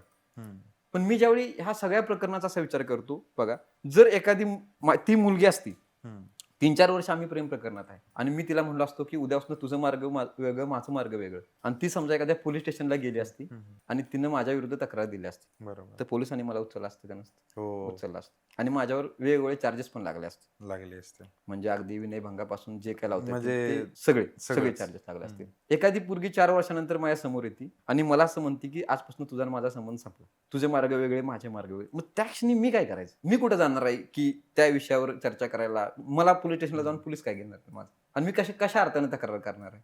जी आत्महत्या करतात का नाही मुलं, मला वाटतं त्यांच्या पुढे तिथनं पुढे हा प्रश्न निर्माण होत असेल, की ज्या क्षणी पुढचा माणूस येऊन तुम्हाला म्हणतं, अशा टप्प्यावर येऊन, की आता तुमचा माझा संबंध संपला. बरं, हे बोलताना ती हे विचार करत नाहीत, की बाबा आपण हे कुठल्या अँगलला किती लेवलला वरती गेलोय. म्हणजे आमचं जर घराचं काम चालू होतं तर ते आमच्या घराच्या कामात येऊन सांगते, की इथे खिडकी पाहिजे आपल्याला, इथे किचन पाहिजे आपल्याला, हे ती ठरवती येऊन. आपण त्या घरात गेलो, आपल्या डोक्यात ते विचार येतात ना, की ही खिडकी कोणी सांगितली होती, नाहीतर मी तिथे बनवणारच नव्हतो. हा, म्हणजे ज्या अँगलनं ते अगोदर विचार करतात नंतर एका क्षणात येऊन सांगतात, मग त्यानंतर मुलांच्याकडे पर्याय काय राहतात? बरोबर.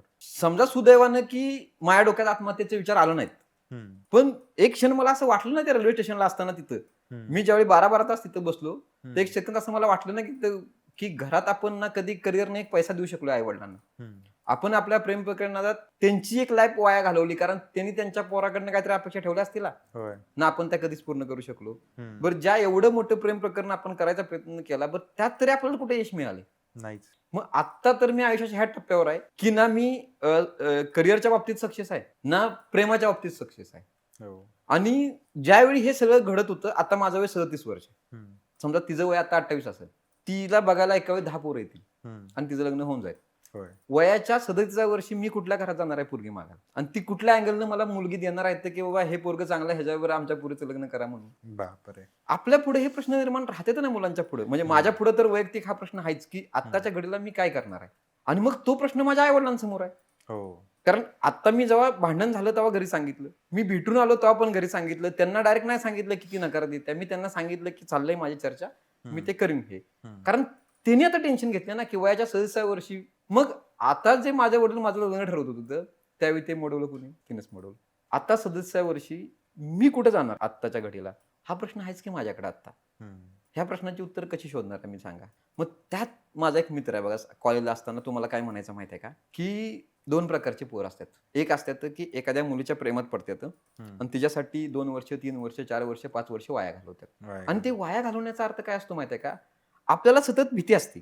हे जग आता इतक्या फास्ट झालंय का नाही, की तुम्ही तिथनं जरा साईडला झाला की दुसरं कोणतरी प्रयत्न करत असतं तिथं म्हणजे त्यांच्याशी जवळीक जागा करायची, मिळवण्याची. जागा मिळवण्याची. त्यामुळं तुम्ही कामधंद्याला बाहेर आला तर तुम्ही बाहेर राहू शकत नाही, कारण तुम्हाला भीती वाटते की ती गावाकडे आहे.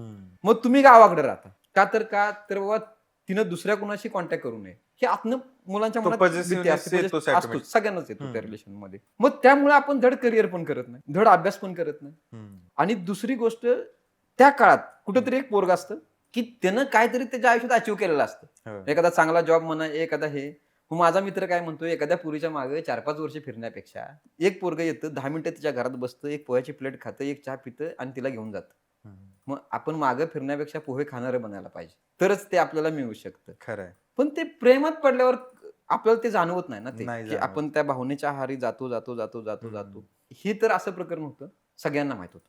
हो. माझ्या बहिणींना माहित आहे, माझ्या भाच्यांना माहित आहे, A to Z म्हणजे आमच्या सगळ्या नातेवाईकांना माहित आहे. आणि सगळ्या माझ्या मित्र, आता तर ते गॅदरिंगला सगळ्यांना कळलं, आमच्या गावात सगळ्यांना माहित आहे. आता ज्यावेळी माणसं मला रस्त्यात भेटतात आणि तू लग्न कधी करणार आहेस हा प्रश्न विचारतात, तेव्हा माझ्याकडे त्या प्रश्नाचं उत्तर नाही.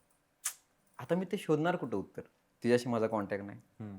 बरं, तिला काय सांगायला गेलं तर ते ऐकून घेणार नाही. बरोबर. आणि मग आपल्या भावना कुणाकडे व्यक्त करणार आहे तुम्ही, आणि तुमच्याकडे पर्याय का? आता मला सांगा, या सिच्युएशनला माझ्याकडे काय पर्याय?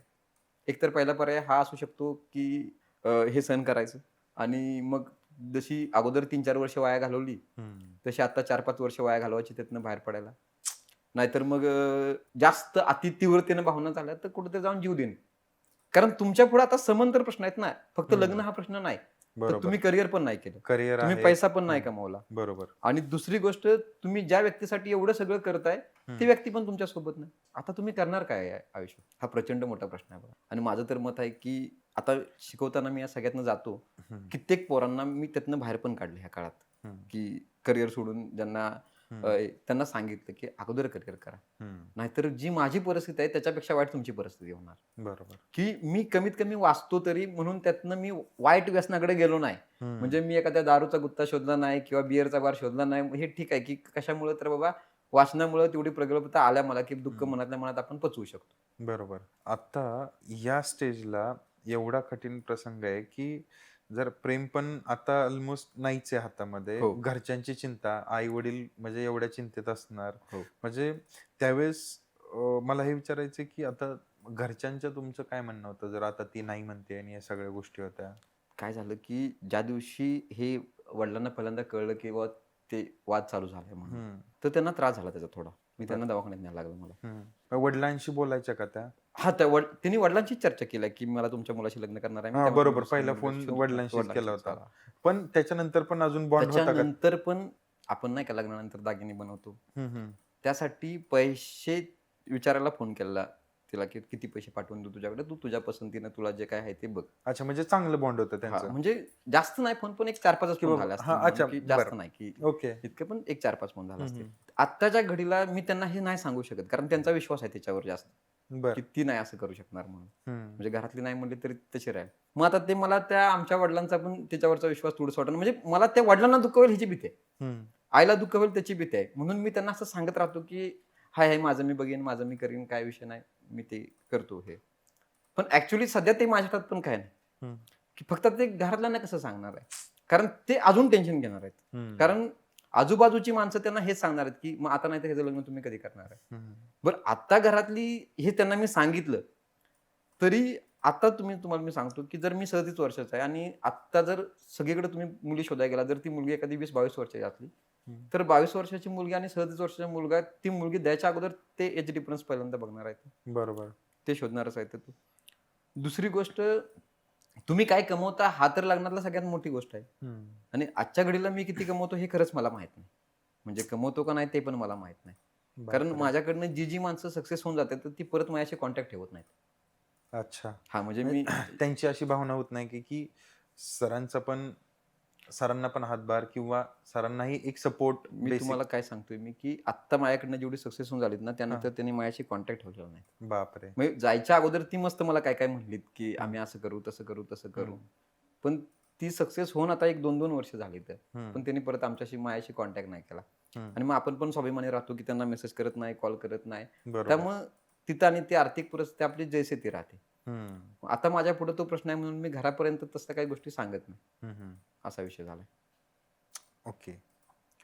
सो मग आता पुढे नाही माझ्या पुढं हाच प्रश्न आहे की आता आता पुढं काय करायचं? मग तेच मग फक्त हा म्हणजे प्रश्न म्हणजे हा खूपच मोठा प्रश्न आहे हा, की आहे, लाईक गंभीर म्हणजे आता ते विषय. लग्नही नाहीये, घरच्यांचं असं आहे, मित्रांचं आणि जे तुम्ही आता हे करून अकॅडमी स्टार्ट करून पण मुलं हा. एज्युकेट झाली तरी सपोर्ट नाहीये. नाही हा. खरंच मोठा प्रश्न आहे हा. आहेच आणि त्यात मग हा मध्ये एक प्रश्न आलाच निर्माण झाला त्यांच्याकडून की तुम्ही शिक्षक आहे. हम्म, हा. आणि तुमच्याकडनं असं वागणं अपेक्षित नव्हतं. हम्म, नाही हे मी त्यांच्या पुढे ते मान्य पण केलं की मी शिक्षक आहे, मी असं वागायला नव्हतं पाहिजे होतं. फक्त मला ते पुढचं त्यांना सांगायचं होतं की तुमची मुलगी माझ्याकडे शिकायला म्हणून आली नव्हती. हम्म, तिचं आणि माझं कॉन्टॅक्ट अगोदरचं होतं आणि नंतर आमच्या दोघांमध्ये ते रिलेशन सुरू झालं. हम्म. पण माझं काय मत आहे की एक काळ असा होता बघा की आता काय होतं असं पण मला पण एक हा प्रश्न पडलाय की एवढी प्रेम करणारी मुलगी 4 वर्ष जर तुमच्या रिलेशनशिप मध्ये राहू शकते, जसं तुम्हाला एक फोन आल्यानंतर तुम्हालाही डाऊट आला तसं त्यांनाही कुणीतरी काहीतरी सांगितलं असणार आहे. नाही, म्हणजे तुम्हाला एक माझी एक गोष्ट सांगतो की माझी जी लाईफ आहे का नाही हम्म, हम्म, ती असं मी लपवून असं काय ठेवत नाही. म्हणजे ज्याला आपण म्हणतो की ओपन स्पेस सारखी माझी लाईफ असते. हम्म, बरं असं बिनधास्त सांगू द्या ना, माझं काय मत आहे त्यांना खरंच काय सांगितलं असलं हम्म, तरी मला काही प्रॉब्लेम नाही. पण तुम्हाला जे काय कळलंय हम्म. ते तुम्ही माझ्याशी तर चर्चा करायला पाहिजे. हा हा एक ते सत्य आहे का खोटं आहे, खरं आहे ते तुम्ही बघायला पाहिजे. हम्म, तुम्ही ते बघत नाही. हम्म. आणि मग आता तुम्हाला मी स्टोरी सांगितली. आता मी तुम्हाला हो. ही सेम स्टोरी मी तिच्या घरातल्या एका व्यक्तीला सांगितली. सेम बर. की हे कसं सुरू झालं, कसं घडलं. मला का सांगायचं होतं, तर त्यांच्या मनात माझ्याविषयी डाऊट नको. बरोबर. हा की बाबा असं तसं. हम्म, त्या व्यक्तीनं ती सेम स्टोरी तिला परत सांगितली. हम्म, पण ती सांगताना ह्या अँगलनं सांगितली, की सरांचं असं मत आहे, हम्म. की सरांना हे प्रेम करायचं नव्हतं. तूच सरांच्या मागे लागली होतीस. अरे म्हणजे कळतंय. आणि मग त्याचा तो मग शब्दशः तो उलटा अर्थ निघतो हा. की बाबा तूच मागं लागली हा, आणि तूच सगळं मागं तूच लागली, सगळं सगळं तूच केलंस केलंस. असं. आणि मग सरांनी ह्यात काहीच केलं नाही. हम्म. म्हणजे सरांचं असं मत आहे की ह्यात सरांना काहीच करायचं नव्हतं. फक्त सगळं तूच केलंस. आणि ते मला तिनं स्पष्ट बोलून दाखवलं, की सगळं काही मीच केलंय, मग तुम्हीच काय केलं नाही. हम्म, पण माझ्या तोंडातनं कधीच आता मी तुम्हाला एवढं सांगितलं, त्यात मी असं नाही म्हणलो, की बाबा मला प्रेम करायचं नव्हतं. हम्म. मी सुरुवातीला त्या बाबतीत विचार केला कारण तो मला करावा लागला. बरोबर. पण जर एक चांगली मुलगी तुमच्या आयुष्यात येते, ती तुमच्या डोळ्यात तर तुम्ही का नाही करणार? हम्म. हा, तुम्ही कुणावरशी तरी लग्न करणारच आहे. एवढ्या चांगल्या मुलीशी नाही काय करणार? बरोबर. करणारच आहे तुम्ही. हम्म. पण ते ऍक्च्युली तिला काय सांगण्यात आलं ते मला खरंच नाही कळलं. पण माझं असं मत होतं, की तुम्ही पुढच्या माणसाला एवढं समजून घेता, इतकी वर्ष पण तुम्ही एकदा तरी त्याला विचारायला पाहिजे ना, हम्म. किंवा नक्की असं सांगितलं का? मला असं कळलंय, माझ्याबद्दल अशा चर्चा केल्यात आहेत तर तुम्ही हे सगळं बोललाय का तरी? बरोबर. पण तशी काय माझ्यावर चर्चाच करण्यात आली नाही. हम्म, हम्म, हम्म. म्हणजे त्यांनी एक मार्गी ठरवलं की आता आम्हाला थांबायचं आहे आणि मी थांबणार. अच्छा. या इन बिटवीन आता जर तुम्ही एवढे समजूतदार आहात तर तुम्ही पर्सनली जाऊन त्यांना नाही बोललात का की बाबा ठीक आहे तुमचा राग मान्य करतो किंवा अशा गोष्टी आहेत, पण तो एक म्हणतो ना की आता आपण पुरुष आहोत, आपण आपण प्रॅक्टिकली गोष्टींचा विचार करतो, मुली थोडा इमोशनल विचार करतात, पण तुम्ही असं कधी त्यांच्याशी ही चर्चा तुम्ही सेम केली मी का? तुम्हाला ते सांगतोय की मी 3 वेळा गेलो. बरं. 3 वेळा गेलो. हम्म. दिवसभर बसून राहिलो. त्यांनी माझ्याशी चर्चा करावी म्हणून. कारण कॉन्टॅक्ट नाही तर तुम्ही माझा नंबर ब्लॉक करून टाकला. म्हणजे मी- कंपनीत गेले इकडे स्टँड वरती हे हा हा हा चर्चेसाठी. चर्चेसाठीच की हे चर्चेसाठी. सगळं घडल्यानंतर मी चर्चेसाठीच हम्म, हम्म, 3 ते 4 वेळा मी गेलो त्यानंतर हम्म, की समजवायला की तुम्ही माझ्याशी काय असेल ते बोलून चर्चा करा. हम्म. तुम्ही शांत राहिला तर मला कळणार नाही की मी काय रिॲक्ट व्हायचं. आणि जोपर्यंत मला कळत नाही मी काय रिॲक्ट व्हायचं, माझ्याकडनं काही घडू शकतं चुकून. हम्म. म्हणजे मी माझ्या बाबतीत काय चुकीचं घडेल किंवा तुमच्या बाबतीत काय चुकीचं घडेल किंवा अजून काय घडेल हे मला माहित नाही ना. माणूस भावनेच्या भरात काही करू शकतो. बरोबर. मग स्वतःला करेल दुसऱ्याला करेल माहित नाही. बरोबर. पण त्यासाठी मी चर्चा करायला गेलो. 3, 4, 5 वेळा तरी गेलो असेल मी. आणि त्यातल्या कुठल्याच वेळी त्यांनी माझ्यावर चर्चा केली अशातला काही भाग नाही. हम्म, हम्म. दिवसभर मी थांबलोय. हम्म. 12 तास थांबले, 14 तास थांबले. कधी तर आज थांबले, उद्या थांबले, परवा थांबले आणि रिटर्न आलो. का हे बहुतेक एवढे दिवस रिलेशनशिप राहिल्यामुळे त्यांना त्या व्यक्तीची व्हॅल्यू राहिली नसेल, का मे बी त्यांनी काही दुसरा फ्युचरचा प्लॅन केला असेल, का मग नंतर तेच येतं नाही का, एज गॅप. मग कुठंतरी मग मध्येच आठवलं असेल की बाबा एज गॅप आहे आणि कुणीतरी असं बोललंही असेल की हा पुढं फ्युचरमध्ये काय करणार आहे नाही, असं होऊ असं. शकतं. म्हणजे तुम्ही म्हणताय त्या शक्यता मी नाकारत नाही. हम्म. पण तसा विचार करायला बघितलं तर म्हणजे ज्या बाबतीत मी असं म्हणतोय, की म्हणजे माझं असं स्वतःचं वैयक्तिक मत आहे. तुमचं एखाद्या व्यक्तीवर प्रेम आहे, ती व्यक्ती तशी आहे, तर तिचं तुमचं ते प्रेम आहे, कंटिन्यू आहे. म्हणजे हम्म. ती आपल्या म्हणण्यासारखं वागत नाही म्हणून तिचं आपल्यावर प्रेम नाही, अशातला काही असायला भाग भाग नाही. नाही, बरोबर ते आहे. आहेच प्रेम आहे. हम्म. म्हणजे ती आपल्यावर प्रेम करत नाही म्हणून आपण तिचं कॅरेक्टर जज करायचं, हे पण चूक आहे. बरोबर आहे. हा. पण कदाचित समजा तिच्या घरातल्यानी तिला एखादा नवीन पर्याय सुचवला असेल, हम्म. त्या पर्याय तिला चांगला वाटला असेल, तुम्ही हम्म. म्हणताय तसं एज गॅपचा विषय आला असेल, किंवा मग शेवटी मी तुम्हाला सांगितलं तसं आर्थिक गोष्टींचा पण विचार आर्थिक आला असेल. गोष्टींचा. पण मेन मुद्दा असा आहे की ज्यावेळी तुम्ही माझ्या कॉन्टॅक्टमध्ये आला, हम्म. तेव्हापासून आतापर्यंतची माझी एकूण आर्थिक परिस्थिती तुम्ही स्वतः डोळ्याने बघितली. बरोबर आहे. 4 वर्ष म्हणजे हा, जोक म्हणजे नाहीये. म्हणजे जिथं मी दिवसाला ₹500 पण कमवत नव्हतो, हम्म. तिथपासून आता मी समजा महिन्याला एक 15-20 हजार रुपये कमवायला लागलोय. हम्म. इथपर्यंतची तुम्ही माझी परिस्थिती पूर्ण बघितली तुम्ही. म्हणजे तुमच्यापासून मी काहीच लपवून ठेवलेलं नाही. बरोबर आहे. माझी आर्थिक परिस्थिती लपवून ठेवलेलं नाही, माझं एज लपवून ठेवलेलं नाही, हो. किंवा अजून काय माझं आई-वडील लपवून ठेवलं नाही, किंवा तुम्हाला इव्हन मी काहीच खोटं सांगितलेलं नाही. हम्म. इव्हन मी तुम्हाला हे पण सांगितलं होतं की त्या पहिल्या प्रेम प्रकरणात माझी 4 वर्ष वाया गेली ते. आणि बाहेर पडायला पण वेळ लागतो. वेळ लागला मला. त्यामुळं आता माझ्या आयुष्यात असं काही घडलं हम्म. तर मी त्यातनं बाहेर पडणं असं मला वाटत नाही. माझ्याकडे पर्याय, आणि हे मी सांगितलंय अगोदर, म्हणजे हम्म. चांगल्या रिलेशन मध्ये असताना सांगितलंय की बरोबर. असं होऊ शकतं माझ्या बाबतीत.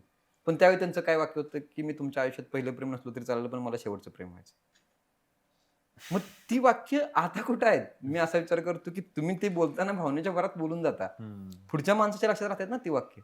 खरंय. किंवा मग तुम्ही समजा येणार आहे, गावाकडे येणार आहे, तर तुम्ही 2 दिवस 4 दिवस अगोदरपासून मला सांगून ठेवणार की मी इथे येणार आहे, तिथे येणार आहे, तुम्ही थांबा, हे करा, ते करा. हम्म. आता तुमचं ते प्रेम आहे कुठे, की तुम्हाला आता वाटत नाही की इतक्या दिवसानंतर, की ह्याच्या पलीकडे जाऊन तुम्हाला सांगतो, हे मी खरं तर सांगणार नव्हतो याच्यामध्ये. हम्म. बाचा आहे माझी एक, हम्म. ती ह्या सगळ्याची साक्षीदार आहे.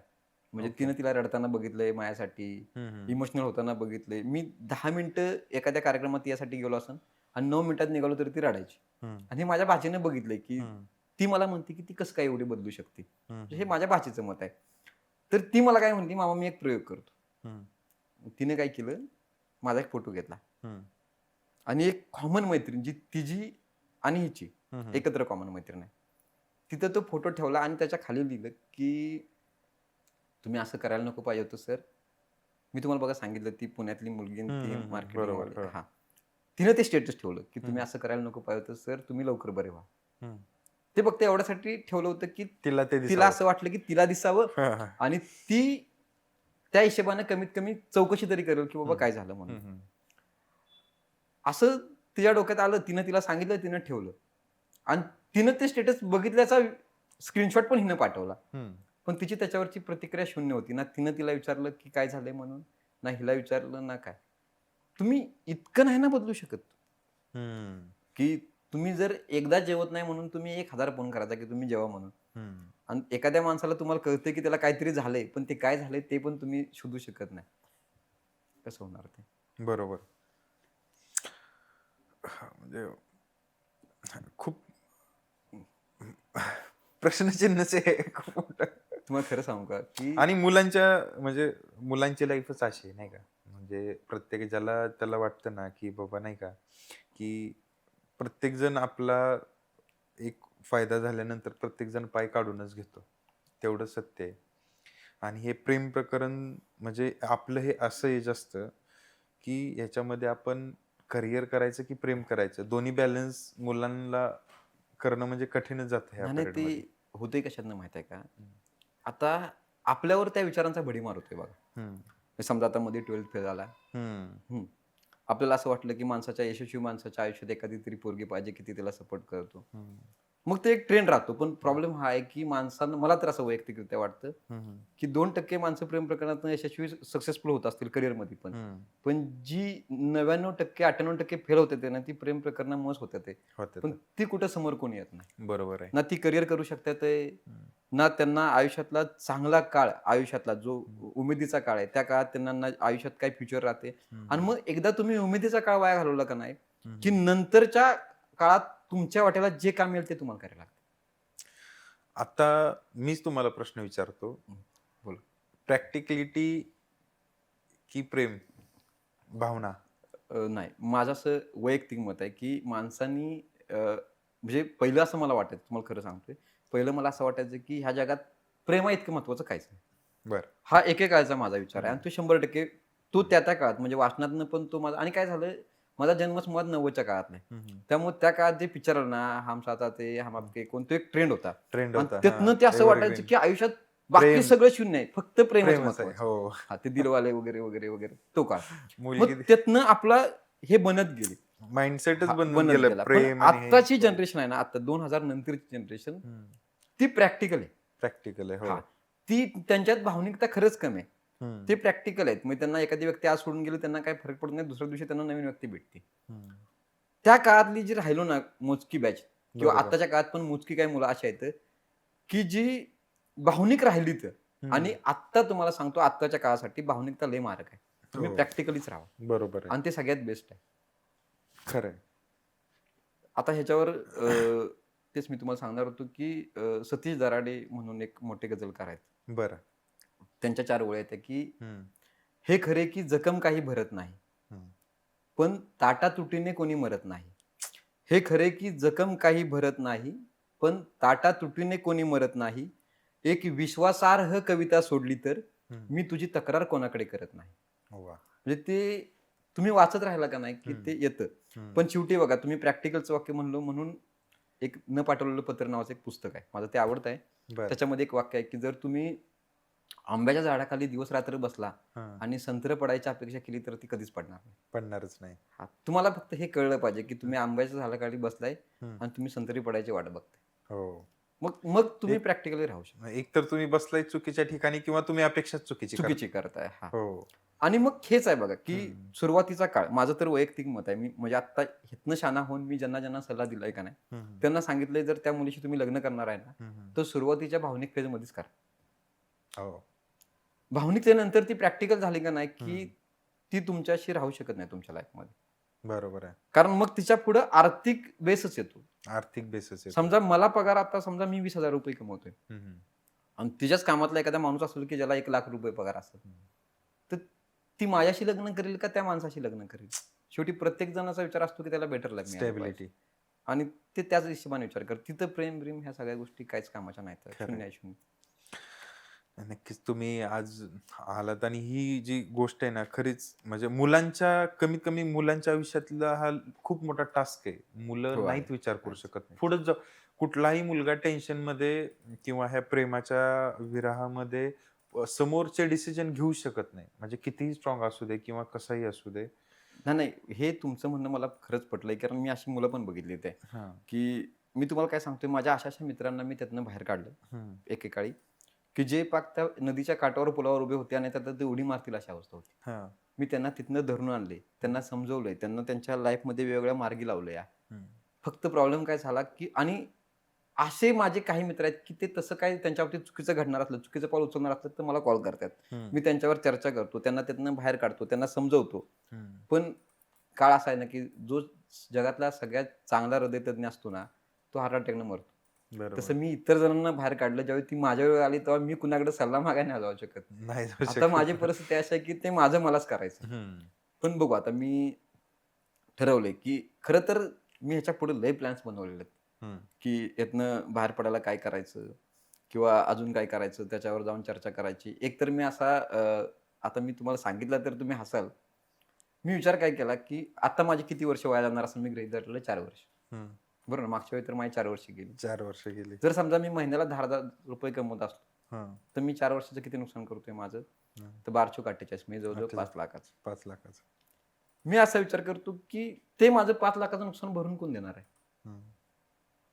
आपण 10,000च पकडलं, 50,000 किंवा 20,000 त्याला 40,000 नाही पकडलं. बरोबर. ते जे माझं जे काही 5 लाखाचं नुकसान होणार आहे त्याला जबाबदार कोण आहे? हम्म. मी स्वतः आहेच, बरोबर. पण मी एकटाच थोडा जबाबदार आहे. बरोबर आहे. हे सगळ्या निर्णय प्रक्रियेत तुम्ही सगळ्या गोष्टींची सुरुवात कराल, तुम्ही सुरुवातीपासून सोबत राहाल आणि शेवटच्या क्षणी तुम्ही ऐनवेळी जेव्हा तुम्ही माघार घ्याल, तरी पुढच्या माणसाकडे काहीच पर्याय नाही. काहीच पर्याय नाही. आणि काय समोर येईल तो पर्याय स्वीकारणं हेच लाईफ राहतं. पण नशीब माझं चांगलं आहे, की ना मी दारूच्या कुठाहारी गेलो, ना आत्महत्या करायचा विचार आला माझ्याकडे.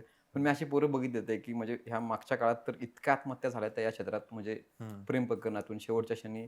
आणि तुम्ही जर रेशो काढला ना आत्महत्येचा, तर मी तुम्हाला आता पण सांगतो, की तो 70-30 निघेल. हो. की 70 मुलं आत्महत्या करतील, जर केल्या तर 30 मुली.